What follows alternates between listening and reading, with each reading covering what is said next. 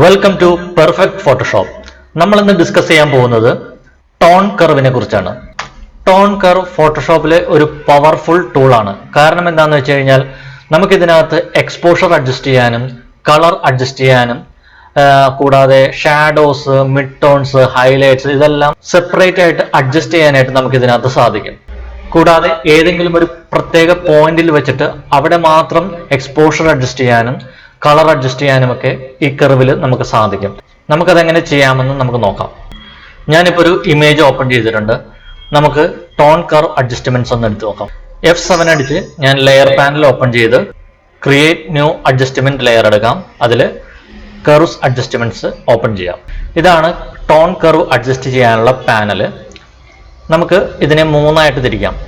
ഏകദേശം ഈ ഭാഗം ഷാഡോസിന്റെ ഭാഗമായിട്ടും നടുക്കത്തെ ഭാഗം മിഡ് ടോൺസിന്റെ ഭാഗമായിട്ടും മുകളിലത്തെ ഭാഗം ഹൈലൈറ്റ്സുമാണ്. ഇപ്പൊ നമുക്ക് ഹൈലൈറ്റ്സ് കൂട്ടാനാണെങ്കിൽ ഈ ഭാഗത്തു നിന്ന് വേണം കൂട്ടാനായിട്ട്. ഹൈലൈറ്റ്സ് ഇങ്ങനെ കൂട്ടാനും ഹൈലൈറ്റ്സ് ഈ ഭാഗത്തു നിന്ന് കുറയ്ക്കാനും സാധിക്കും. അതുപോലെ തന്നെ ഷാഡോസ് ആണെങ്കിൽ ഈ ഭാഗത്തു നിന്ന് കൂട്ടിയും ഈ ഭാഗത്തു നിന്നാണ് കുറയ്ക്കേണ്ടതും. മിഡ് ടോൺ ആണ് ചെയ്യേണ്ടതെങ്കിൽ ഈ ഭാഗത്തു നിന്ന് അതുപോലെ തന്നെ ചെയ്യാം. അപ്പൊ ഈ മൂന്ന് പാർട്ട് നിങ്ങൾക്ക് മനസ്സിലായി കാണുള്ളൂ: ഹൈലൈറ്റ്സ്, മിഡ് ടോണ്, ഷാഡോസ്. ഇനി നമുക്ക് ഈ പടത്തിൽ ഒരു കോൺട്രാസ്റ്റ് ആണ് കൂട്ടേണ്ടതെങ്കിൽ കോൺട്രാസ്റ്റ് എന്ന് വെച്ചാൽ എന്താണ്? ബ്രൈറ്റ് ആയിട്ടുള്ള ഏരിയ കൂടുതൽ ബ്രൈറ്റ് ആക്കുകയും ഡാർക്ക് ആയിട്ടുള്ള ഏരിയ കൂടുതൽ ഡാർക്ക് ആക്കുകയും ചെയ്യുമ്പോഴാണ് ഒരു ഇമേജിൽ കോൺട്രാസ്റ്റ് വരുന്നത്. നമുക്കൊന്ന് ചെയ്ത് നോക്കാം. ഇപ്പൊ ബ്രൈറ്റ് ആയിട്ടുള്ള ഏരിയ ഹൈലൈറ്റ്സ്, അവിടെ നമ്മൾ കുറച്ച് കൂട്ടി. ഡാർക്ക് ആയിട്ടുള്ള ഏരിയ ഷാഡോസ്, അവിടെ നമ്മൾ കുറച്ച് കുറയ്ക്കുമ്പോൾ ഇപ്പോൾ ഈ ഇമേജിൽ കോൺട്രാസ്റ്റ് കൂടിയിട്ടുണ്ട്. ഇപ്പൊ നിങ്ങൾ ശ്രദ്ധിച്ചു കാണും, ഇതൊരു എസ് ഷേപ്പിലേക്ക് കർവ് മാറിയിട്ടുണ്ട്. എസ് ഷേപ്പ് എപ്പോഴും കോൺട്രാസ്റ്റിനെയാണ് കാണിക്കുന്നത്. കോൺട്രാസ്റ്റ് നമുക്ക് ഇമേജിൽ അഡ്ജസ്റ്റ്മെന്റ്സിൽ ബ്രൈറ്റ്നസ് ആൻഡ് കോൺട്രാസ്റ്റിൽ പോയി അഡ്ജസ്റ്റ് ചെയ്യാനും സാധിക്കും. പക്ഷെ അതിന്റെ ഒരു പ്രശ്നം എന്ന് വെച്ച് കഴിഞ്ഞാൽ നമുക്ക് ഈ ഒരു ഫ്ലെക്സിബിലിറ്റി നമുക്ക് അതിൽ കിട്ടില്ല. അതിൽ കോൺട്രാസ്റ്റ് അഡ്ജസ്റ്റ് ചെയ്യുമ്പോൾ ഫോട്ടോഷോപ്പ് ഓട്ടോമാറ്റിക് ആയിട്ടാണ് ഹൈലൈറ്റ്സും ഷാഡോസും അതിൽ അഡ്ജസ്റ്റ് ആവുന്നത്. നമുക്ക് വേണ്ട ഒരു പൊസിഷനിലേക്ക് നമുക്ക് അതിലേക്ക് കൊണ്ടുചെന്ന് എത്തിക്കാനായിട്ട് സാധിക്കില്ല. ഇതിലാണെങ്കിൽ നമുക്ക് എത്ര ഹൈലൈറ്റ്സ്, കോൺട്രാസ്റ്റിന് എത്ര ഹൈലൈറ്റ്സ് വേണമെന്നും എത്ര ഷാഡോ നമുക്ക് വേണമെന്നുള്ളതും നമുക്ക് ഇവിടെ സെറ്റ് ചെയ്യാനായിട്ട് സാധിക്കും. ഇതിൽ കൂടുതൽ കോൺട്രാസ്റ്റിന് നമുക്ക് ഫ്ലെക്സിബിലിറ്റി കിട്ടുന്നു. അതാണ് ടോൺ കർവിന്റെ ഒരു പ്രത്യേകത. ഇനി നമുക്ക് മറ്റൊരു എക്സാമ്പിൾ നോക്കാം. ടോൺ കർവിന്റെ മറ്റൊരു പ്രത്യേകത എന്ന് വെച്ച് കഴിഞ്ഞാൽ നമുക്ക് ഏതെങ്കിലും ഒരു പോർഷൻ മാത്രം ഫോക്കസ് ചെയ്തുകൊണ്ട് അവിടെ മാത്രം നമുക്ക് എക്സ്പോഷർ അഡ്ജസ്റ്റ് ചെയ്യാനും കളർ അഡ്ജസ്റ്റ് ചെയ്യാനൊക്കെ സാധിക്കും. അതിനായിട്ട് നമ്മൾ ഈ ഹാൻഡ് ടൂൾ ആണ് ഉപയോഗിക്കുന്നത്. ഇവിടുത്തെ ഹാൻഡ് ടൂൾ നിങ്ങൾക്ക് കാണാം.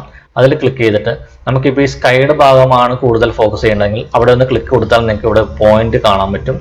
ആ ഭാഗത്തു നിന്ന് നമ്മൾ അങ്ങോട്ടും ഇങ്ങോട്ടും അഡ്ജസ്റ്റ് ചെയ്യുകയാണെങ്കിൽ കൂടുതൽ ആ ഭാഗത്തു നിന്നാണ് ഫോക്കസ് ആയിട്ട് വരുന്നത്. ഞാനിപ്പോൾ ഇവിടെ ക്ലിക്ക് ചെയ്തിട്ട് ജസ്റ്റ് ഒന്ന് ഹൈലൈറ്റ്സ് അവിടെ കൂട്ടുമ്പോൾ കൂടുതലായിട്ടും ഫോക്കസ് ചെയ്യുന്നത് ആ ഭാഗത്ത് ഹൈലൈറ്റ്സ് കൂട്ടാനാണ്.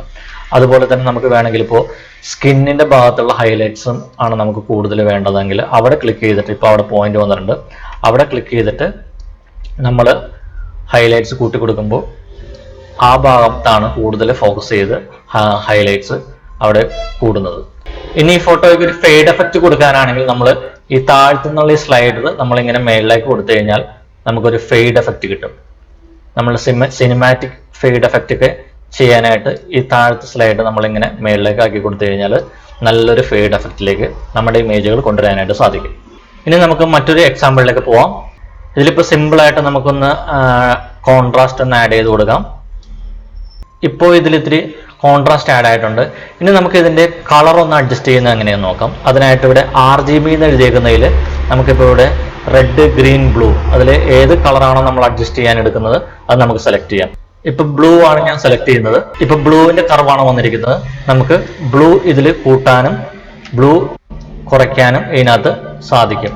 കളറിന്റെ ചാർട്ട് കൃത്യമായിട്ട് മനസ്സിലാക്കാനായിട്ട് നമുക്ക് കളർ ബാലൻസ് എന്നുള്ള അഡ്ജസ്റ്റ്മെന്റ് ടൂൾ എടുത്ത് നോക്കാം. ഇതിൽ ശ്രദ്ധിച്ചാൽ നിങ്ങൾക്ക് മനസ്സിലാവും. റെഡിന്റെ ഓപ്പോസിറ്റ് സ്യാനും, ഗ്രീനിന്റെ ഓപ്പോസിറ്റ് മജന്ത, ബ്ലൂവിന്റെ ഓപ്പോസിറ്റ് യെല്ലോ. ഇപ്പൊ നമ്മൾ റെഡ് കൂട്ടുമ്പോൾ സ്യാനാണ് കുറയുന്നത്. അതുപോലെ തന്നെ ഗ്രീൻ കൂട്ടുമ്പോൾ മജന്ത അതിൽ നിന്ന് മൈനസ് ആവും.